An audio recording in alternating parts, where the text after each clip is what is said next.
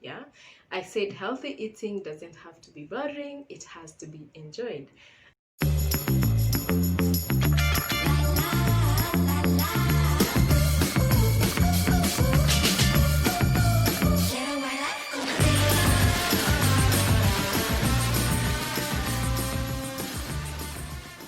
Hola, hi, good morning everyone.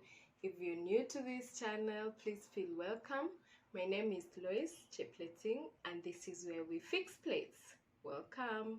So today I want to talk about something important in what we are doing in order to have our food in our plates, and that is meal planning. Meal planning is deciding what to eat at what particular time in what particular day. So meal planning entails the whole process of planning, purchasing, and cooking, and then serving. So what are the considerations you have to consider in meal planning? The first one is you have to consider the age group and the kind of family members you have. You might have a special diet group, you might have a toddler, and you might have an old age group in the family. So what is your consideration in deciding what to eat? Now, the group you have in the family decides on what to purchase, what to buy, what is their consideration, what is their preference, for example, of your children.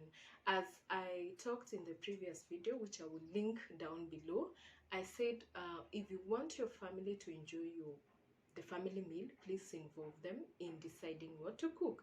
And today, let's say we are talking about what considerations do we consider when deciding on what to cook at that particular day. So as I have said, the importance, why do we have a meal plan, for example? So the importance of having a meal plan, remember, the well-being of your family depends on what is being fed to them. If you want them to be healthy, it depends on what is available to them. So this is why a meal plan is very important, so that you can choose, you can have a choice in all the food groups that are available, so that your family can have a wide variety of foods.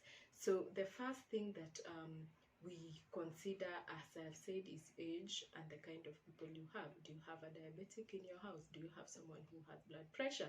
So that you don't have to cook food like 4 times. You have a toddler, you have a special nutrition, a special diet group. So you consider them into one, and then now put the family meal in together in consideration of the group. Another thing is what is the expenditure of your family? What are you planning to spend in food? I know everyone of us has a percentage, like this percentage, this is my income, this percentage goes to food. So what percentage, what is your percentage of what goes to food? What is your family size? Yeah, so deciding the amounts to be purchased. Yeah, so after you decide like how many members do you have in the family, so you go now into how much am I purchasing, how frequent should I go for shopping.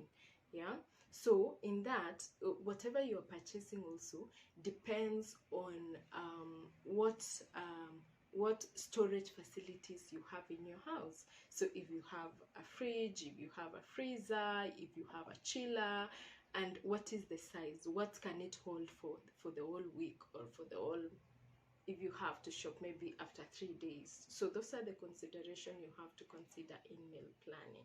And then what are the available foods in your hood? There are some people where in their hood maybe some things are not available. Maybe if it is winter, for some people there's some food that are not available. Maybe now you have to purchase what had been processed and kept for you to just consider, like the period when that will not be there. So that is basically what we should follow up on, the purchases and what is available at that particular time. And remember, the seasons of fruits, like if it is seasons for oranges, for example, they're very cheap. So we try to take advantage of that and put in our menu the kind of fruits that are available, because it's cheaper and are easily available. And then now whatever is easily available, you get to to consider, you get to now reduce maybe your expenditure. Who doesn't want to save? Everyone wants to save and to maintain just healthy eating. Now, okay, before you choose a meal, what methods are you using to cook certain foods? So that's another thing. What is the space available?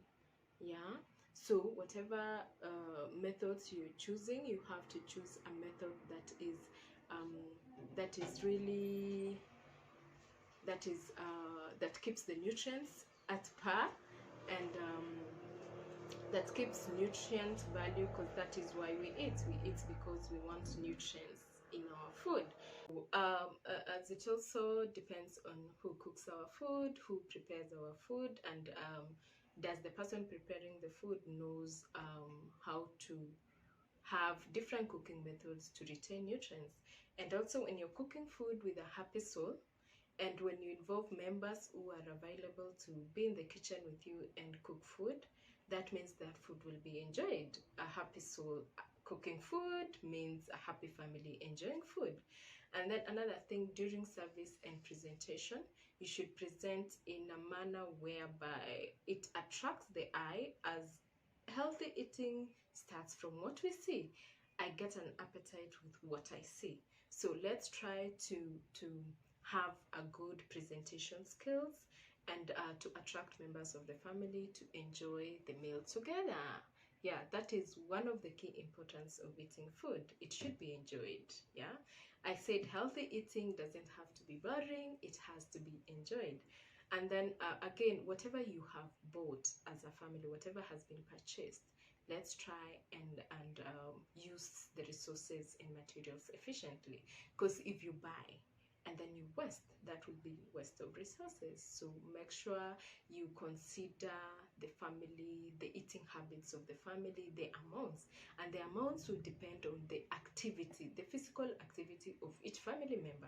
For example, you have someone who is doing much of physical work, you have to consider that person as a high energy consumer, and that depends on how much food a family has to cook and has to present.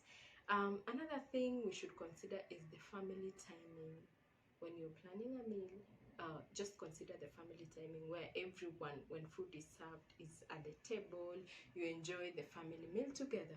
So decide on the good timing when every family has come to the house and now is ready to enjoy the family food. Yeah, so that will go a long way in making you enjoy the family meal and eat together as a family. So I think that's it. I hope you enjoyed this video. See you next week with another knowledge of fixing plate.